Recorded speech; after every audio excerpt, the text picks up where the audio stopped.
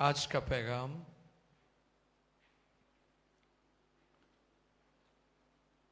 अपने घराने के लिए दुआया जंग करो। अपने घराने के लिए दुआया जंग करो, ये आज का मजमून है। आज हम सीखने की कोशिश करेंगे कि जो प्रेयर शील्ड है वो बहुत ज़रूरी है। जो प्रेयर शील्ड है वो हमें तहफ़्फ़ुज़ देती है, हमारी हिफाजत करती है, हमारे बच्चों की, ख़ानदान की, फैमिलीज की।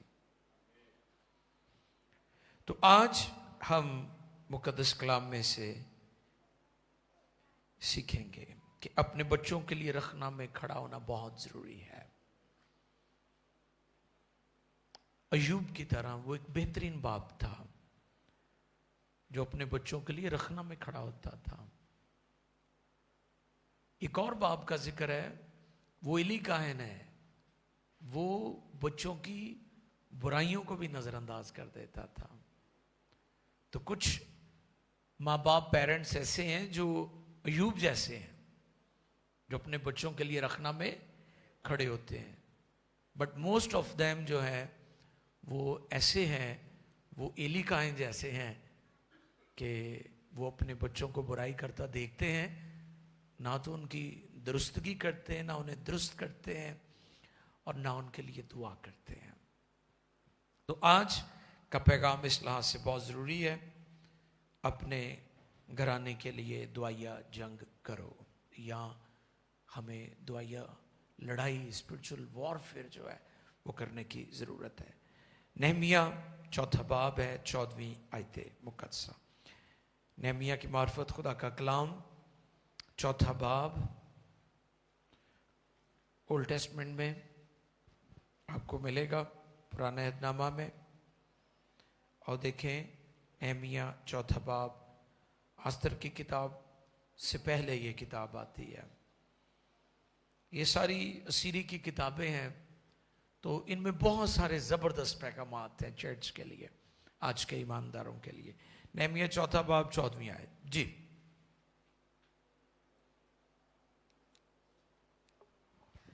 खुदावंद के जिंदा कलाम मुकद्दस में यूं मरकूम है, तब मैं देखकर उठा और अमीरों और हाकिमों और बाकी लोगों से कहा कि तुम उनसे मत डरो। खुदावंद को जो बुजुर्ग और मुहीब है याद करो, और अपने भाइयों और बेटियों और अपनी बीवियों और घरों के लिए लड़ो। मुक़द्दस कलाम के पढ़े, सुने, समझे और कबूल किए जाने पर खुदाम की इलाही बरकत सबके आमीन। अपने भाइयों और बेटियों और अपनी बीवियों और घरों के लिए लड़ो। आपस में ना लड़ो, उनके लिए लड़ो। ये बात है।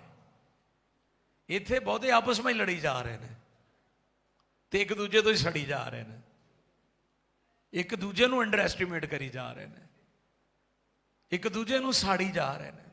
नो, ऐसा ना करो। ये फायदे की बात नहीं है, ये नुकसान की बात है।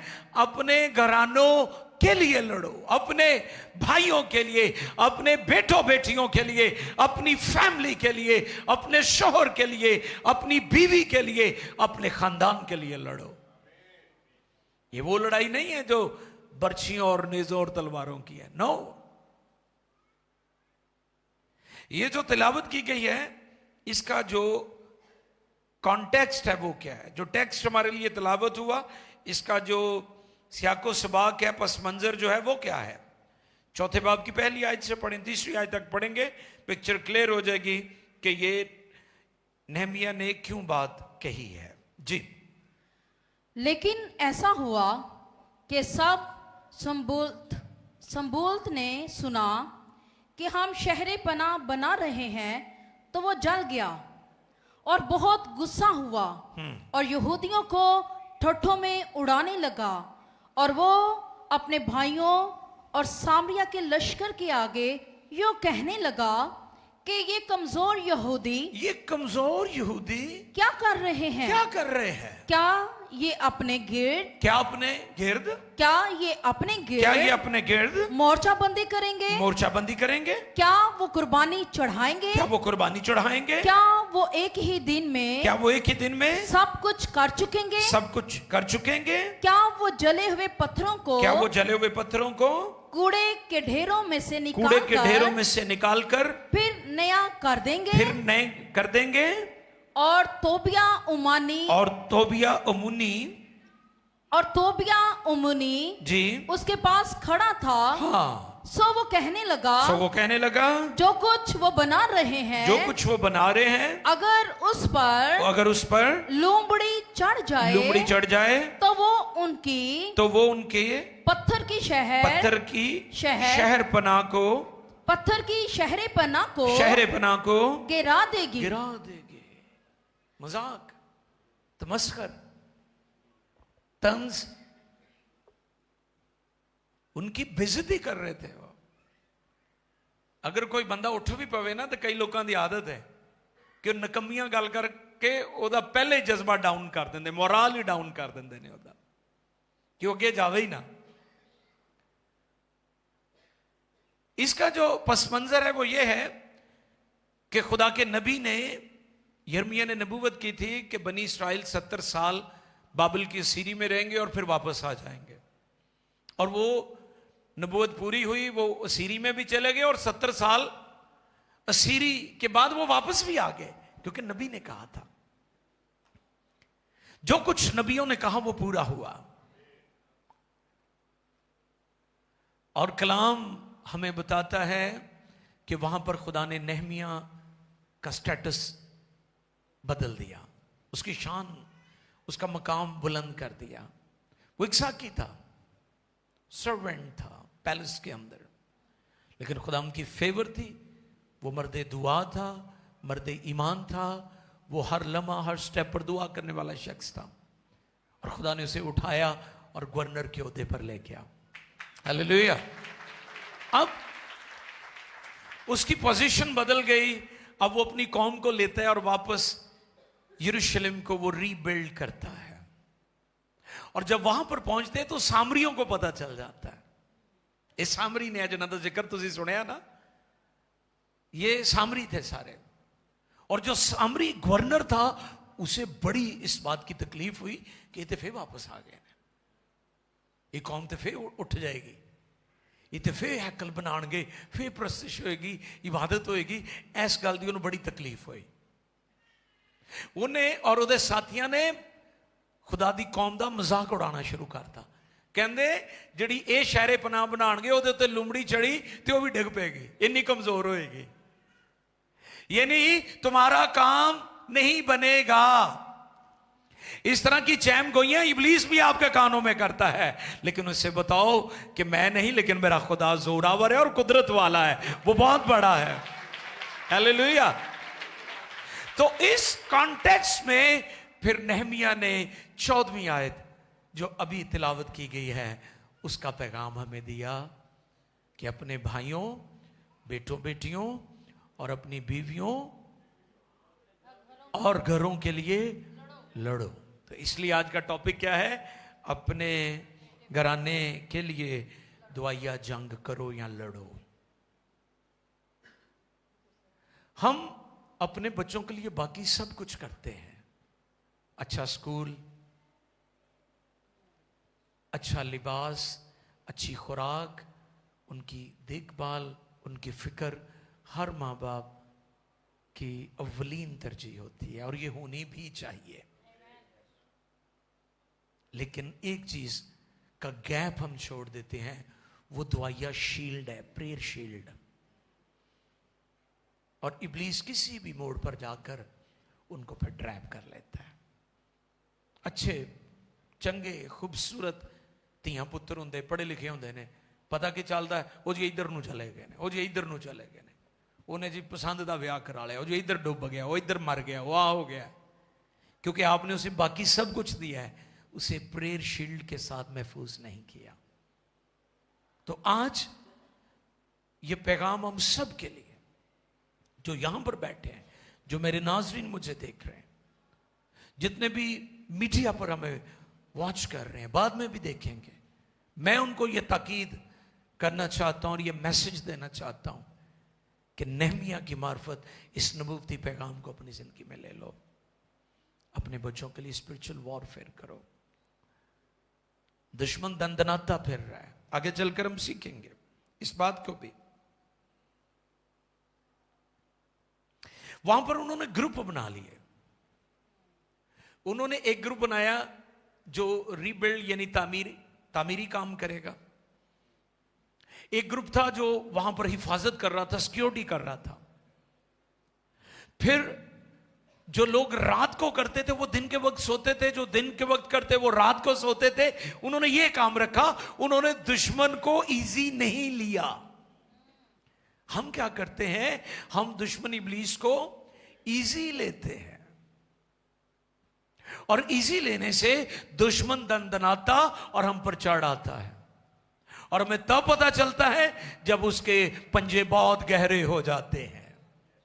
वो हमारे बच्चों, हमारी फैमिलीज, हमारे खानदानों, ना कि बच्चों की बात है, यहां पर बहनों की भी बात है, भाइयों की भी बात है, बीवी और शौहर की भी बात है।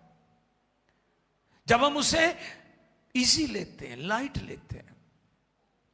खुदा का बहुत बड़ा खादम रेल्फ मोहानी, वो कहते हैं कि पास्टर तो चर्च हफ्ते में 1 या 2 बार खोलता है, तो इबलीस अपना चर्च पूरा हफ्ता ही लाई रखता है। ओदा चर्च नहीं बंद हुंदा। इबलीस अपने काम पूरा थ्रू आउट वीक करता है।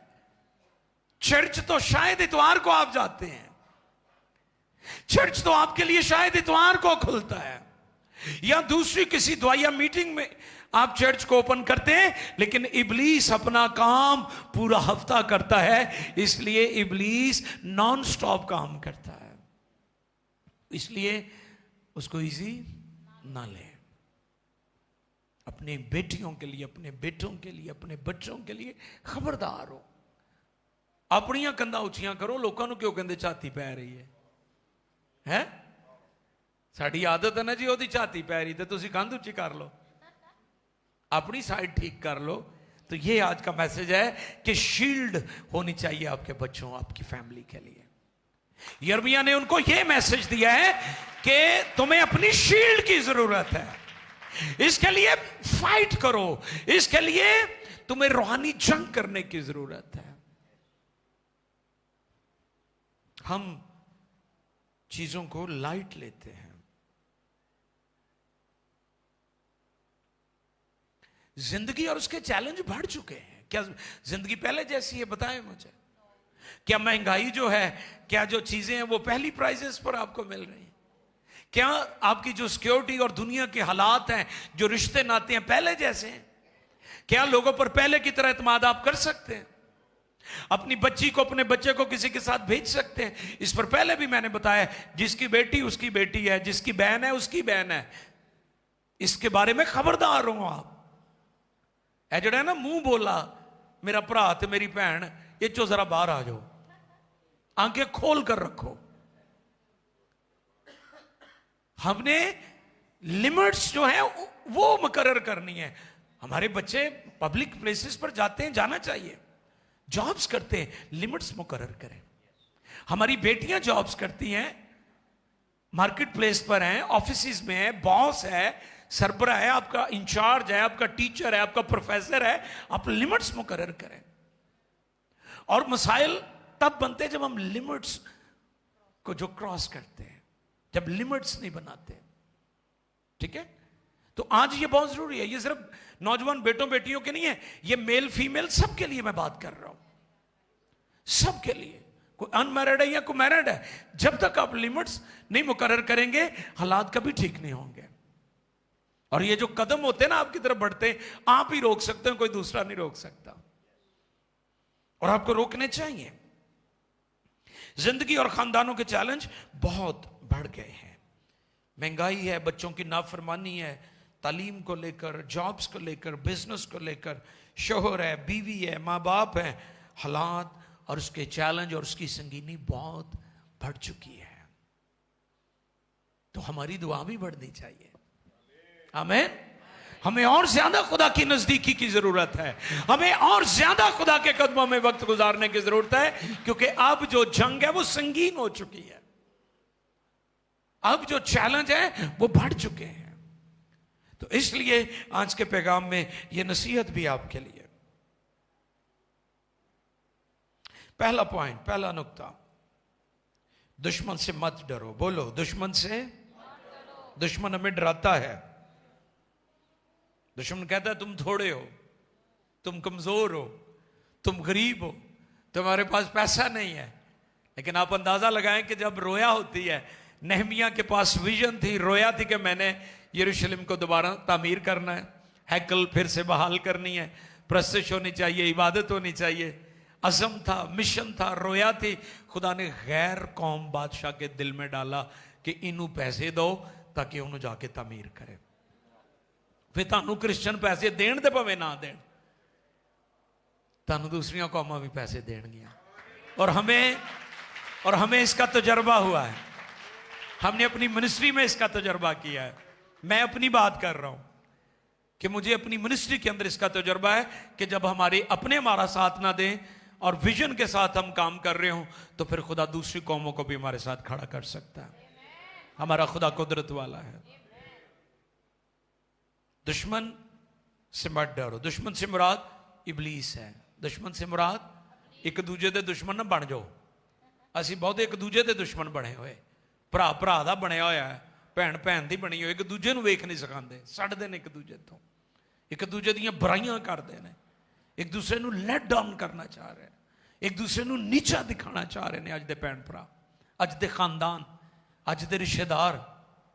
पता नहीं उस शरीके दी मैनूं कोई गल दस्सण दिया सी, ऐ पता नहीं कित्थों कढ लियां ने लोकां ने गल्लां। ये बिब्लिकल नहीं है।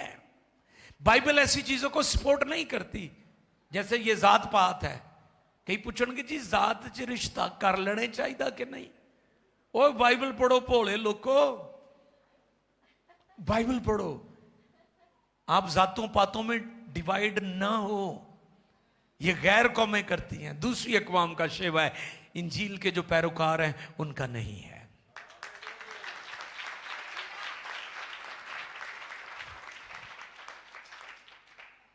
दुश्मन से मत डरो। वो उनको डराने लगे।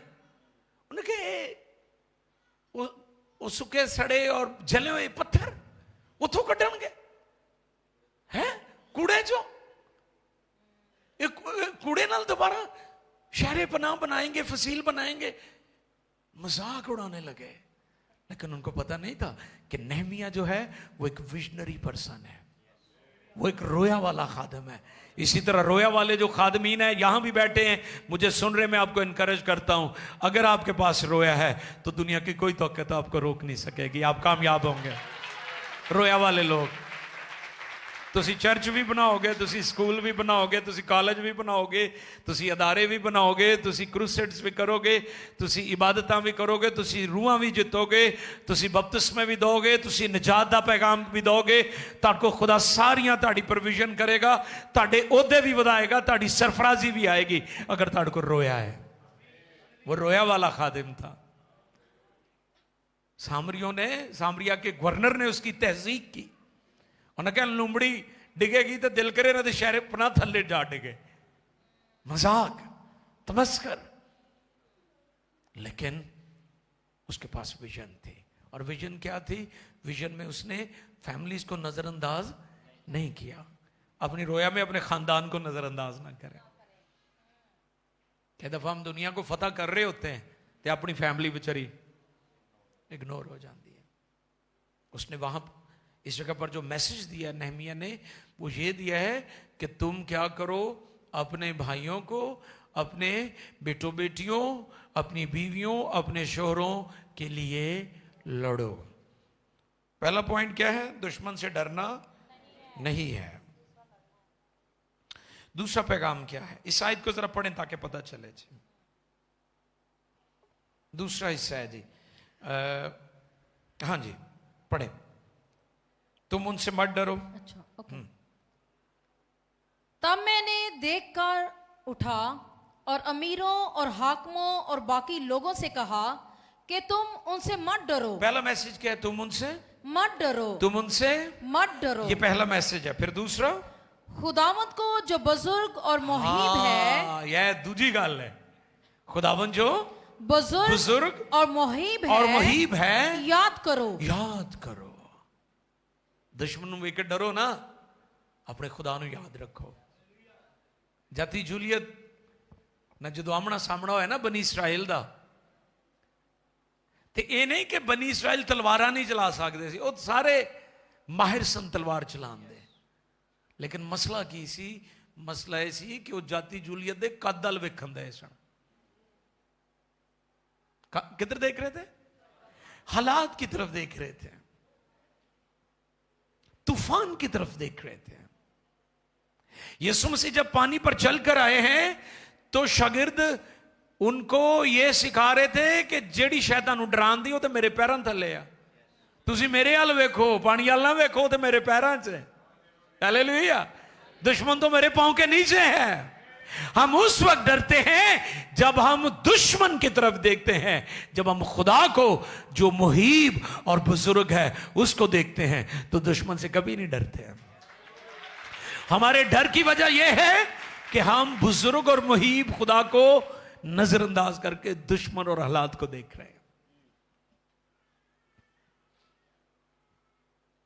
हालात से ये ना कहो कि हालात बहुत बड़े हैं या बुरे हैं या खराब है।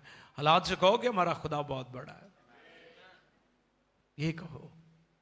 ये सिखाया नेहमिया ने वहां पर उनको कि बुजुर्ग और मुहीब खुदा। जाति जूलियत के बारे में थियोलॉजियन कहते हैं उसका 12 फुट से ज्यादा कद था। कितना? और वो कहते हैं कि वो आम आदमी नहीं था, 5 उंगलियों वाला बंदा नहीं सी, 6 उंगलियां वाला।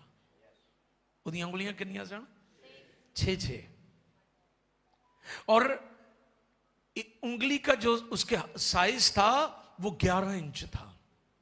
कितना? 1 फुट दी उंगली सी ओदी। और 300 पाउंड वजनी उसका लिबास था। ये 200-250 किलो बन जाता है। इमेजिन करें। तो वहां पर एक नहत्ता नौजवान दाऊद निकलता है। हालांकि उसके पास हाँ जी फ्लाखन थी, गुलेल और 5 चिकने पत्थर थे। इस पर मैंने पहले भी बताया था कि 5 का अदद रिहाई का अदद है, निजात का अदद है। हालेलुया। कलीसिया को जो खिदमात मिली है ना वो भी 5 हैं। रसूल, नबी, मुबश्शिर, चरवाहा और उस्ताद। 5 फोल्ड। 5 का अदद रिहाई का अदद है तो 5 नाल मुक्का भी बन जाता है। तो शैतान दे मुंह ते वजने चाहिए मुक्का, एवं डरी जाते हो। अच्छा जेद को सारे ही डरन दे सन, दाऊद उन्होंने कल्ला ही निबड़ गया ਉਹਦੇ ਨਾਲ। यानी वो ਜਿਹੜੇ तलवारां भी चलाना जानते ने और फौजी लिबास भी पहने हुए, उन्होंने डर लगन दिया, उन्होंने नहीं लगन दिया क्योंकि वो जाति जूलियत अल नहीं वेखण दिया। वो बुजुर्ग और मुहीब खुदा की तरफ देख रहा था। अगर आप भी इस पर मैं चलते चलते बताता चलूं कि हर मसीही ईमानदार के अंदर एक दाऊद बैठा हुआ है।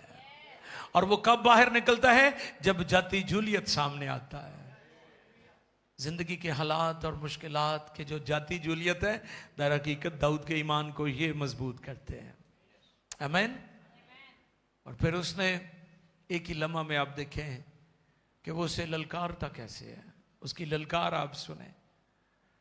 वो कहता तू बर्छियां और नेज़े लेकर आया, मैं यहोवा के नाम से आया हूं। ये ताकत का राज है। आमीन। सो हम दुश्मन से डरे नहीं बल्कि बुजुर्ग और मुहीब खुदा को याद रखें। ये दूसरा पॉइंट है, ये दूसरा हिस्सा है। और 5 पत्थर के बारे में जो थियोलॉजियन का ख्याल है कि जाति जूलियत के और भी 4 भाई थे। कितने? हाँ, वो सन स्टैंड बाय कि एक जाएगा फिर दूजा जाएगा तीजा। जो दाऊद ने एक नूं मारता बाकी वैसे ही दौड़ गए, कहानी मुक गई। जो तुम किसी बड़े नूं फड़का देंगे ना तो छोटे वैसे डर के दौड़ जाते हो, कहते यार यह काम खराब ही है। तो इसलिए डरा ना करें, सिर्फ अपने बुजुर्ग और मुहीब खुदा पर नजर रखें। आमीन। और तीसरा पॉइंट है, अपने भाइयों और बेटों बेटियों और अपनी बीवियों और अपने घरानों के लिए लड़ो। आपस में ना लड़ो बल्कि अपने खानदान के लिए लड़ो। इस पर जरा आ जाए थोड़ा सा। साड़ी आपस की लड़ाई नहीं मुक्कण दे, असी किसी की मदद करने। और मैं पहले भी दसिया सी कि जिस मुल्क च लड़ाई होए ना, उत्थे कोई समझदार इन्वेस्टर इन्वेस्टमेंट नहीं करता। जिवें यूक्रेन ते रशिया की लड़ाई, यूक्रेन नाल कोई मुंह भी नहीं करता। उन्होंने पता इत्थे तो लड़ाई है, तो जे इन्वेस्टर नहीं आएगा, इन्वेस्टमेंट नहीं आएगी, उत्थे खुशहाली नहीं आएगी, उत्थे बिजनेस नहीं होएगा, उत्थे बरकत नहीं होएगी। तो जिस घर च लड़ाई है उत्थे बरकत किवें आएगी? आपने अपनी बरकत इसलिए खो दी है क्योंकि आप अपने घराने के लिए नहीं लड़ते, आप अपने घराने के साथ लड़ रहे हैं। इसलिए आपकी बरकत रुकी हुई है, आपकी तरक्की रुकी हुई है। जिस दिन मियाँ बीवी, जिस दिन माँ बाप, जिस दिन बच्चे, जिस दिन बहन भाई एक हो गए, उस खानदान की तकदीर बदल जाएगी, उनके हालात बदल जाएंगे। मैं आपको श्योरिटी देता हूं, मैं आपको इंश्योर करता हूं कि आपके हालात बदल जाएंगे अगर आप आपस में खानदान में मोहब्बत के साथ रहेंगे, एक दूसरे को सपोर्ट करेंगे, एक दूसरे के लिए दुआ करेंगे। अपने खानदान से नहीं बल्कि अपने खानदान के लिए लड़ो। फैमिली फाइट, झगड़े रगड़े, यादें बीमार। दुआ का हथियार सबसे ताकतवर हथियार है, पता है आपको? तुम किसी की माली मदद नहीं ना कर सकते तो कोई गल नहीं, लेकिन दुआ च मदद जरूर करो। यीशु मसीह ने दुआ दी थी पतरस को। कई तो कहते हैं जी एटम बम सब तो ताकतवर है। हाँ जी, देखो ना, एटम बम का असर जापान ते होया तो कितनी देर रहा, वो फिर उठ पे ने, ਉਹਦਾ कुछ देर ਲਈ असर सी, लेकिन दुआ की जिहड़ी ताकत है एटम बम तो भी ज्यादा है। यीशु मसीह ने पतरस को दुआ दी और कहा कि शैतान ने तुम लोगों को मुझसे मांग लिया और मैंने तुमको दे दिया, और तुम्हारे लिए दुआ की ताकि तुम्हारा ईमान जाता। 2026 साल हो गए ने दुआ दी हुई है, अज के दिन तक ईमान दुनिया दे विच कायम है। एवे दुआ की ताकत, यह है दुआ की पावर। लोगों को दुआ की ताकत को समझने की जरूरत है। घराने ऊपर आ सकते हैं, हम लड़ रहे हैं आपस में, हम घरानों के लिए दुआया लड़ाई नहीं लड़ रहे, हमें दुआ में फाइट करने की जरूरत है। तो जी है ना ताड़ी 5 मिनट वाली दुआ, ऐ लेटदे कंबल सीधिया कर दिया यीशु तेरा शुक्र सारे दिन ले, चलो जी आमीन, ले लो बेदारी आ गई है, ये कोई नहीं आनी। मैं कई पास्टरां नूं भी वेख्या है, वो भी रोटी खाते सारे जनाब खराटे शुरू हो जाते हैं, अगले दिन ही अख खुलती है। तो फिर रिवाइवल कित्थों आनी है? हम रिवाइवल कर रहे हैं, ये कहने उत्थे बड़ी रिवाइवल है। भाई वो दुआ में ठहरते हैं, वो रोजे में ठहरते हैं, वो खुदा के हजूर झुकते हैं, वो खुदा के कदमों में बैठते हैं, इसलिए बेदारी है। अगर आप भी चाहते हैं बेदारी आए तो खुदा के कदमों में बैठने का गुर सीख लो। ये भेद है, ये सब पर अयान नहीं हुआ, और इसलिए इस भेद को सीख लो। 2026 साल गुजर गए, उसके सम्राट और उसका फल आज भी है। दुआ अज़ल से अबद तक हो जाती है। आमीन। आपकी दुआ से बहुत कुछ हो सकता है, रासपास की दुआ के असर से बहुत कुछ हो सकता है। अपनी फैमिली के लिए लड़े, बीवी और शौहर, मत एक दूसरे को इल्जाम दें। आप हमेशा एक दूसरे को इल्जाम देते हैं। अच्छा, खवातीन की बात कहने गया इनू भी समझाओ, इनू भी भाजी तुसी दसो मेरे बंदे नू, वो होर चढ़दा है, वो कहता तू बाकी सामने मेरी बेइज्जती करना ही है। ये वे नहीं है कि आप अपने बच्चे को या अपने शोहर को दूसरों के साथ कंपेयर करें। ये बात ध्यान से सुने सारे मेरे। हम कई दफा दूसरों के साथ कंपेयर कर रहे होते हैं। मैं अक्सर कहता हूं कि हर फूल का रंग और खुशबू अलग अलग है, ठीक है। असि एवं चौक कहने जी एदे वर्गा हो जा, वो एदे वर्गा क्यों हो? खुदा ने सबको मास्टरपीस बनाया है, हर बंदे की अपनी पर्सनैलिटी है। असि एवं दूजे ना मुआजना करी जाने, सबको खुदा ने लैदा लैदा बरकत दी है। तो इसलिए यह तरीका कि आप अपने शोहर को या अपने बच्चे को दूसरों के साथ कंपेयर कर रहे हैं, वो डिग्रेड होगा, ऐसे ना करें। फिर इसी तरह शोहर भी कि तेनों रोटी नहीं पकाने आती, तू रोटियां पाकिस्तान का नक्शा किया ने बनाया होंगे, तो चलो खा लो, फिर केड़ी गल है, तोड़ के खानी है ना। तुसी एवं खराबियां कड्डी जाणगे, फलां दी बुढ़ी, फलां दी मां, फलां दी भैन, फलां बड़ा अच्छा खाना बनाते, तू चंगा नहीं बनाती। प्लीज इन चीजों से निकले। जो मेन चीजें हैं फैमिली के, जो मेन एरियाज हैं उस पर फोकस करें, अपने बच्चों पर फोकस करें, उनकी तालीम पर फोकस करें, उनकी रूहानी जिंदगी पर। चर्च के बारे में संजीदा हूं कि आप जिस चर्च जा रहे हैं वो कैसा चर्च है। आज बिदतों की बड़ी भरमार है। मैंने लास्ट नाइट एस्टर के साथ, भाई आसिफ के साथ भी वो बिदात के बारे में, इंग्लिश कॉन्टैक्ट था वो मैंने शेयर किया कि कितनी खौफनाक सूरतें हाल हो चुकी है कि लोग बिदात का शिकार हो रहे हैं।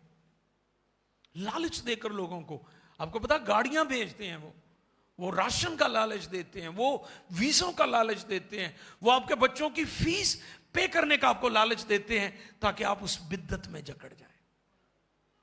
तो प्लीज अपनी आंखें खोल कर रखें, अपने बच्चों के लिए संजीदा, अपनी फैमिली के लिए संजीदा, उनके लिए स्पिरिचुअल वॉरफेयर करें। आमीन।